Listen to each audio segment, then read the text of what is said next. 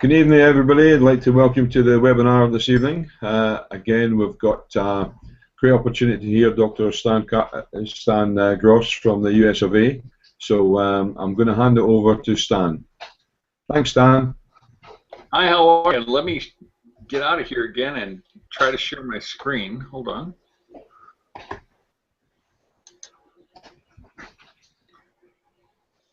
There we go. Can you see a little blue dot? Can you see my screen? Yes, no? He must have muted himself. No, not yet. Sorry, okay. I've unmuted. Not as yet. Not as yet. So go here, share screen, full screen, start screen share. Go to there. There you go. You're on. I'm on. Yep. On a tightrope. Well, good evening, everyone. This is Dr. Stan Gross. I am the President, CEO, and co-founder of Pure Men International. I'm also on the Medical Advisory Board for Community Health Commitment. And tonight, we're going to discuss something fairly complex, and we're going to challenge some traditional thinking, if you don't mind. What we're going to talk about is winning the balancing act. That's why that guy's on the tightrope. See, I pulled this together as best I can. Involving thyroid and other endocrine issues. It's the road less traveled. And if you see this little diagram of the endocrine system, we all know about the thyroid, we know about the adrenal glands, but the liver, the ovaries, the testes, pituitary, the master gland, the pons of the brain, cerebellum, the pre and post central gyrus of the brain. All these things contribute, as well as the spleen, as well as the kidneys, as well as the pancreas, all part of endocrine evolution and all part of endocrine function. So look at the hypothalamus, the pituitary, the posterior and anterior. The posterior part is actually part of the brain. The anterior part is a separate type of tissue. We have the thyroid and the parathyroid gland, the pancreas. The adrenal broken down into the center part of the cortex. And the surrounding part, the medulla. And then the gonads, testes, the ovaries. The pineal gland, which tells us if it's day or night or if we have jet lag. And then, of course, the thymus gland, which had been discounted for so many years because as we age, it gets smaller and smaller and looks like a small walnut, actually. But it still functions, and these are all part of the controlling mechanism of hormones. And hormones are vital to our function. As you can see, the entire list, and I won't go through all of them, but I think what we're looking at when we're looking at the multitude of issues involving endocrine system, we're not looking at the adrenals or the hormones per se. We're paying attention mainly to what? Thyroid. Now, if we have thyroid issues, we can get something called Cushing's syndrome, where the moon-faced individual, they have insomnia, you'll see lots of skin tags with these, PCOS, fatty stools, so fat metabolism is gone. In many cases, we're looking at borderline diabetics, if not full diabetes, that goes along with this. And we have Addison's disease, which is a lack of corticosteroids. And we have people who are maybe thinner in this case. In some cases with Addison's, they have bronze skin. That's why the color is that way. And they have uncontrollable weight loss sometimes. They may get down to nothing. And then they have hypercalcemia. What's that? Too much calcium in the blood. And what does that do? That puts stress on the heart. And these folks are prone to hypertension. So many people with Addison's, if they're sun worshipers and they do a lot of sunbathing, they get misdiagnosed. And many times the diagnosis is made posthumously during autopsy. Isn't that a shame? Graves' disease, that's hyperthyroidism. the thyroid's overactive, well, we got a lot of heat. We got, the thyroid's in charge of metabolism to burn things, right? To burn calories. So it does it excessively. So there's a lot of weight loss. They can't gain weight. They have all these different stress problems. And many times these folks, depending on the age when they're diagnosed, they may say, well, it has to be your sex hormones. You're estrogen dominant in the case of a woman. Or in the case of men, you're lacking appropriate testosterone levels. And so they're treated wrongly. And this too can lead to death. This can lead to a mortality issue. And hypothyroidism is a person that gains weight no matter what. They can drink water and have nothing but a small bowl of rice, and they're still going to gain weight. Most of that weight is fluid because they're not eliminating fluid. And they have poor bowel control. They don't have bowel movements, and when they do, their sphincters can't control it, so many of these folks have to wear a diaper, so in extreme cases. And then they have goiter, right? The thyroid's down too low, they get this big lump in their throat. So 7 ways to support your immune system. This simplify, right? Address excessive stress. Wow, where did you hear that before? Avoid environmental toxins. I wonder if I wrote this. I didn't. Use adaptogen herbs. Well, we'll get into that in a little bit. Sleep regularly. I've said that. Eat well. I've said that. Support your weaknesses, even if it's somebody in your household. And nourish yourself. Make sure you take care of yourself. Well, that's easier said than done, especially if you're doing all these things and you're not getting anywhere. It's not helping. So we used to get our iodine. Why iodine? Well, if we're looking at the thyroid, T3 means it's a molecule with 3 iodines attached to it. And T4 is a molecule with 4 iodines attached to it. And we got it from our baked goods, cheeses, and most of us drank fresh well water coming up. No. Today, the most common sources come from the sea. We got seaweed, and we have fresh fish. There's a nice mahi-mahi. Can you imagine mahi-mahi steak with mango chutney over the top, steamed asparagus, and oh my mouth is watering. That is, but how many of you sit down to a plate of seaweed?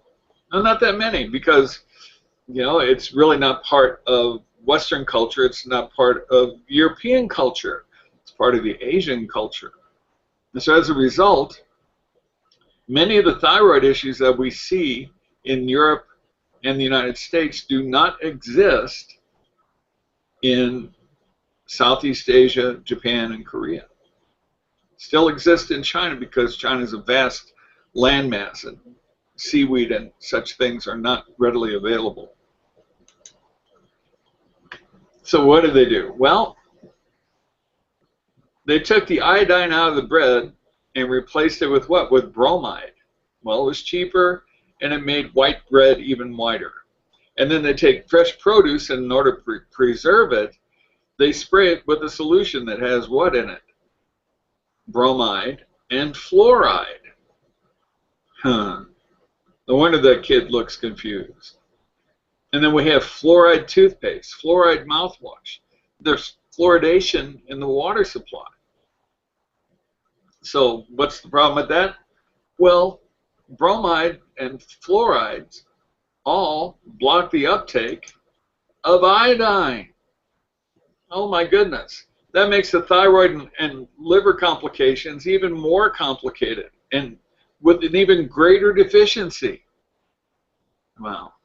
So just to save a few bucks, we're depriving a large portion of our civilization of adequate levels of iodine. And the results, we have fatigue, depression, weight gain, in some cases weight loss, but mainly what we're seeing is what? Obesity. So we can change things, going back over the presentation I gave on weight management, by eliminating grains and by eating healthier foods and adding more fish to the diet. But in some cases, people are going, hey, this still isn't doing it for me. You have to check that iodine, right? Loss of libido. That's a big issue, especially among people who are sexually active. If their partner says, not tonight, check with me again next year. No, that's not helpful.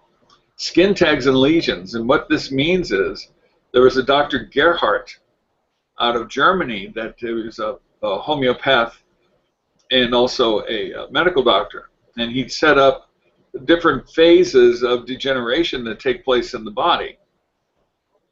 And the first phase is inflammatory. And many of us remain in that phase with chronic inflammation for prolonged periods of time. And then there's the deposition phase.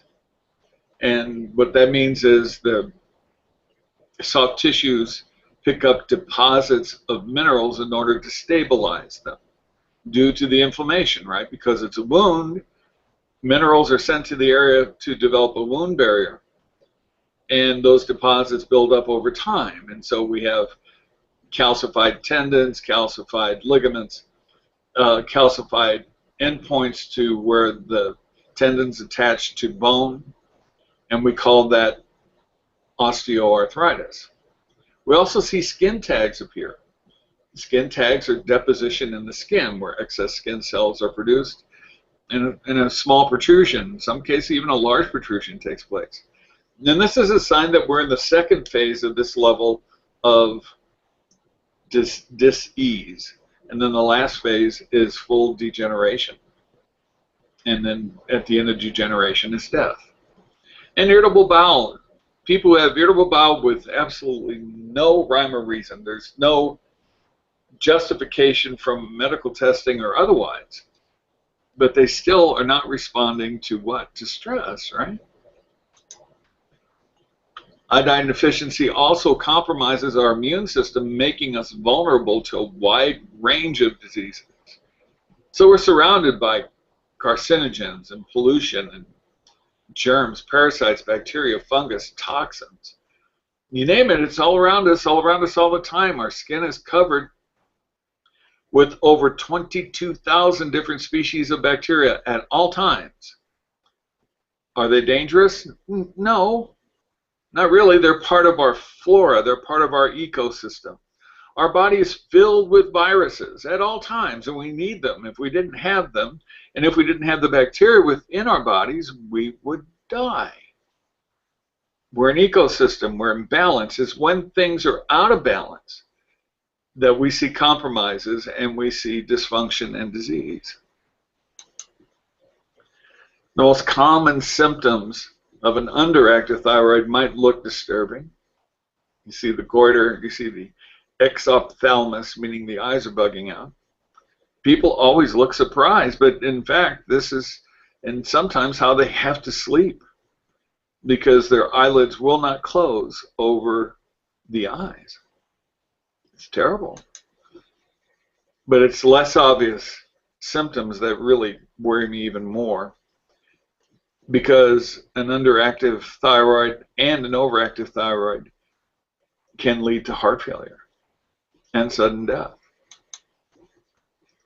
So what should I do next? Should I be tested? Well, yeah, but Houston, we have a problem.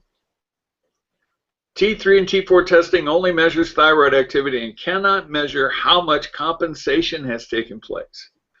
See, because if we're eating foods that have trace amounts of iodine in it, and small amounts, not enough that our body actually needs, but enough for it to sustain normal blood levels, guess what? The thyroid will compensate and actually replace iodine with other molecules, other halogens, and the test will come back normal. So the testing hasn't really been all that good, right? Here's where the real problem is. With chronic iodine deficiency coupled with high stress levels, the target gene that controls thyroid function is switched to on full time. There's another German named Dr. Koch, K-O-C-H. Nice German name. I should know, we just had our family reunion, the Gross family reunion. And to see all these people of German descent walking around and speaking to one another, it brought up a fact that a sign that I once saw. It says, "You can always tell a German, but you can't tell them much." But they're a delightful group of people, and I was the youngest of the first cousins. Well, Dr. Koch was also a very, shall we say, stern and forward German, and a great healer in his own right. His postulate said, for every problem, there is a treatment. One cause, one cure. That's the Koch's postulate, and that's been part of Western medicine since the 18th century. And it's wrong. It's wrong. Because what we're understanding now, there's a cascade of things that take place, especially with the endocrine system, and especially with the thyroid. Thyroid's only doing its job. It's like the barometer that tells you something else is going wrong. And so when the thyroid is off, it raises the cortisol level. Cortisol is a signal for us to store fat and to store fluid. It's called the fat hormone, but it's not really. It's the stress hormone. And we need it. Without it, our immune system doesn't receive the appropriate alarm, and we fall victim to invasion. But too much prolonged over a long period of time. But that's not the problem either. We need it, right? We just need it in balance. We need the thyroid in balance. Is it the pituitary problem? Well, they're pituitary tumors. They're rare. But typically the pituitary is doing its job. It's doing exactly what it's supposed to do. What about the sex organs? Are they putting off an aberrant signal? Not likely. Sex hormones are go or no go. They're either functioning or they're not functioning, but it's not the fault or the problem with the tissue. So it's not one problem, it's a cascade of problems that are fed by chronic stress and inflammation. What kind of stress? Emotional stress? Sure. Mental stress? Sure. Dietary stress? Absolutely. Toxic or environmental stress? Absolutely. Spiritual stress, political stress? Put anything in front of the word stress, and you're probably right. It all contributes. So, are we talking about stress management? No, we're talking about adaptation. So what do you need to do? First of all, you want to drink only purified filtered water. If your municipal water system uses fluoride, don't drink it. You should even consider an alkalized water system for even greater health. But you can't always have that. And so wherever you are, make sure you have good, filtered, purified water.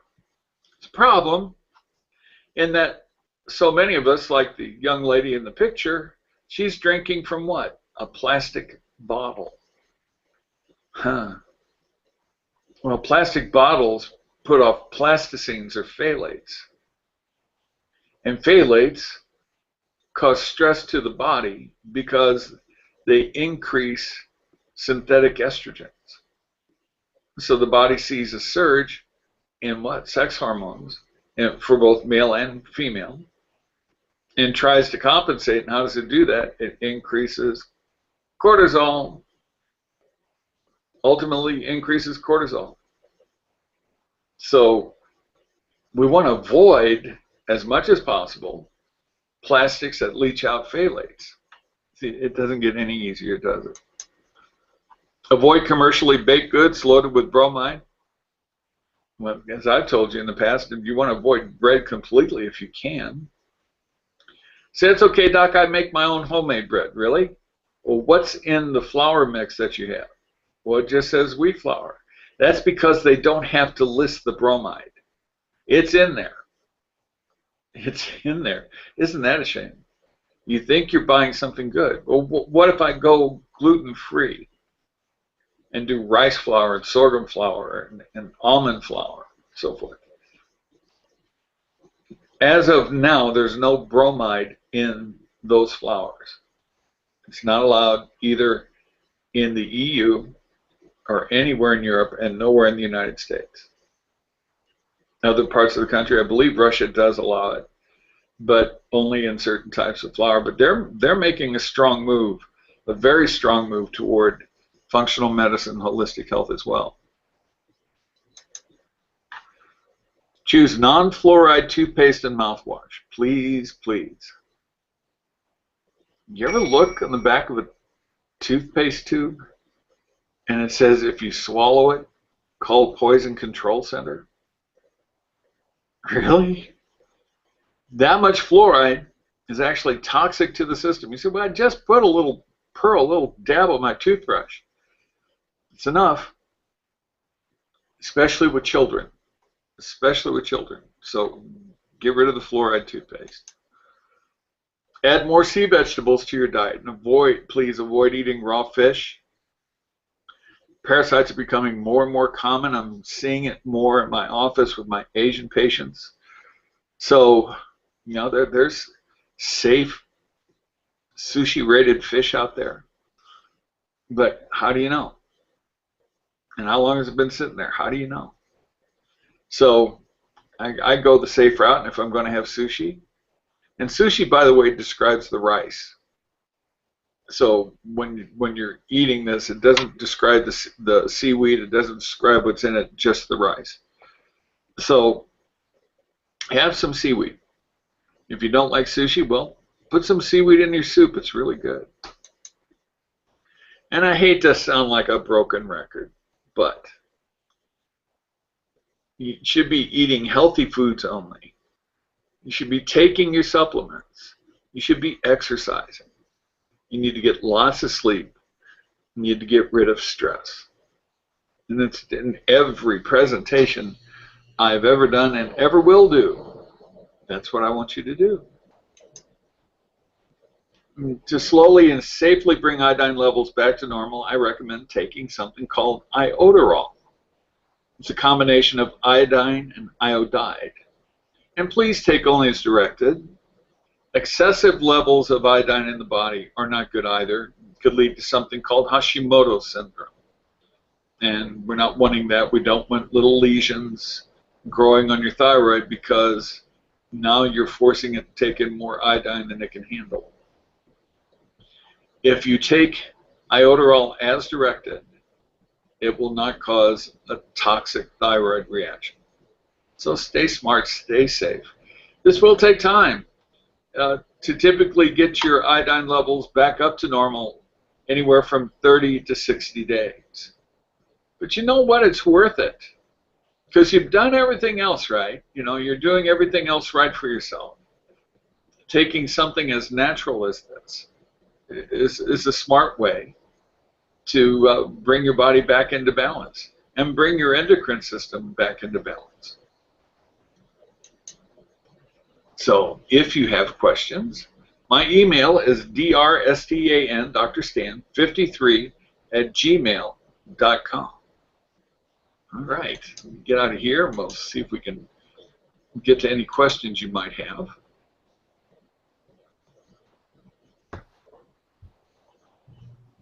Stan, that's fantastic. That's some amazing information. You know, this is all complicated stuff that you make it sound so simple, or not so much so simple, but easy to understand. We've got a couple of questions here, Stan, and great, I can see them this time, which is a big bonus. Julie Windows asking, can you detect thyroid problems by taking and recording your temperature daily? Yeah, temperature is a nice barometer, but it's not. It's very sensitive, but it's not specific. What do I mean by that? There are lots of things that can raise your temperature, depending on your age. If you're younger and you're ovulating, your temperature can go up. If you're my age, you could be having a hot flash, and that can make your temperature go up. You could have the TV on and listen to the world news, and That can make your temperature go up. So there's so many contributing factors to temperature, and they say morning temperature, getting out of bed and taking your temperature upon rising. I'm not sure that that's true. I think that there are so many other factors. There is one old test, though. When I was growing up, and I'm sure with you as well, if you had a little cut or scrape, your parents or grandparents would put an iodine solution on the wound and then dress the wound, put a bandage on it. And that horrible looking stuff and smelling stuff, you were told not to swallow it, but there was the iodine. Also had things called mercurochrome, which had mercury in it, and that wasn't really a great idea.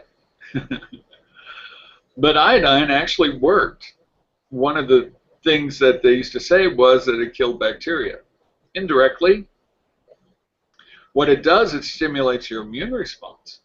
And so we'd see a higher coagulation of white cells at the wound site, meaning that your immune system was working appropriately. And one of the early tests to see if your thyroid is working or if you're iodine deficient, they used to have something called an iodine patch, and all it was a patch that was cotton and was saturated with iodine, and they would place it on your skin and hold it there and then remove it, and then you'd have this dot, this patch, where the iodine had stained your skin. And then they would have you call the doctor's office later when that patch was either completely faded or mostly faded. And what that told the doctor was how much your body is drawing the iodine into the bloodstream. Not all that accurate. It is a good barometer, another test. But you know, I would guess over the past 20 some odd years, if I did specific iodine testing, which you can get, and it's expensive, at least it used to be. It used to be around $230 US just to get an iodine test. What I would find, along with doing a full thyroid panel, that is not just T3, T4, and total T4, but T3, T4 uptake. There's a T4 enzyme measurement that you can do, T4 antibodies. There's about 7 or 8 different tests that you run to really measure how the thyroid is going. And I would say in the vast majority of those cases, what I measured was iodine deficiency. And so I got to the point where if I saw specific clinical symptoms, I started there. And if I saw clinical improvement, signs and so forth, staying very conservative, I assumed we're in the right direction. If it wasn't, then I would order a scan of the thyroid and a scan of the pituitary to look for tumors. So, but temperature thing, you know, it's a barometer. You can use it. Good question. Thanks, Stan. I've got another one from Julie. So if we use non-fluoride toothpaste, will this affect / damage our teeth? I have some really good friends who are dentists who think that if you can get a fluoride treatment, because we're supposed to visit our dentist twice a year, right? And fluoride does help strengthen the enamel. There's strong enough evidence of that. But they believe if you do that, and if you have a real issue with your teeth, that if you will use a non-fluoride toothpaste and then follow up with just a little bit of a fluoride mouthwash, but please don't swallow by any means, and flush it around your teeth and your gums as much as you can. I just prefer to get the fluoride treatments. And my dentists, some of them are my patients, and they're quick to remind me when I'm due to sit in their chair. But yeah, I don't think the tooth issue is as strong as it used to be, because many of the alternative toothpaste have other types of minerals that support healthy teeth. So, yeah, that's my 2 cents. Good question. Thank you, Julie. That's great, Stan. Thanks for that. I better start brushing my teeth, I think. Another one from Julie. Can we get Iodoral in the UK? Iodoral, yes. Yes, I looked up online, and there's several spots online that had Iodoral. If you can't find it for whatever reason,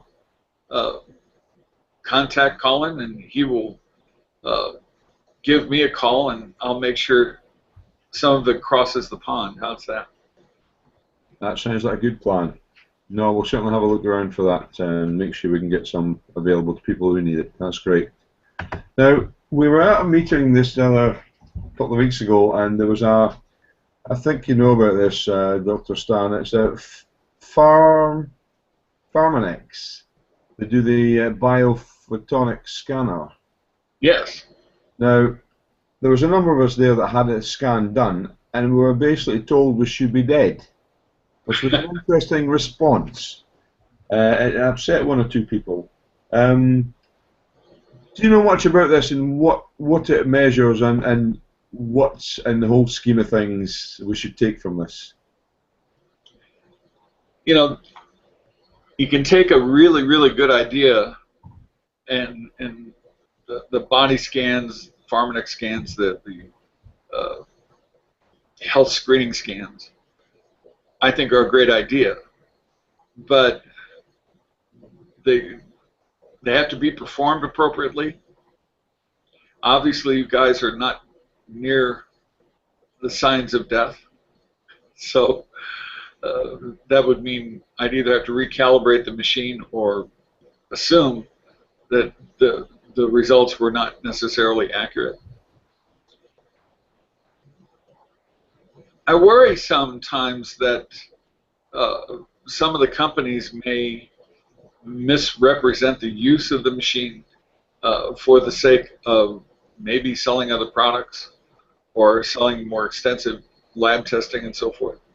I'm not saying that's true in this case, but it certainly has been true in this country, where people have gone through and they say, well, you know, we found all these things that just don't look good, and we think that you need an open MRI or you need a CT or this panel of blood work.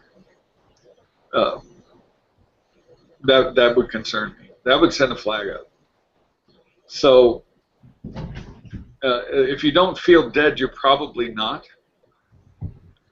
It's my 2 cents. That's a good bonus. Yeah.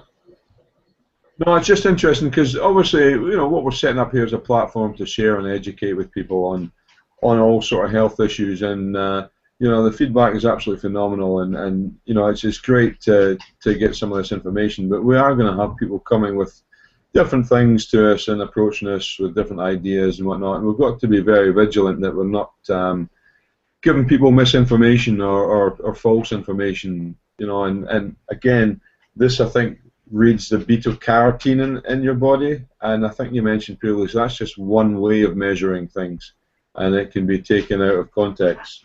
So I'm so glad that no one died on the night after having the scan done, and from what I gather, everybody's still around that had it. So that's a bonus again. And then the thing with beta-carotene,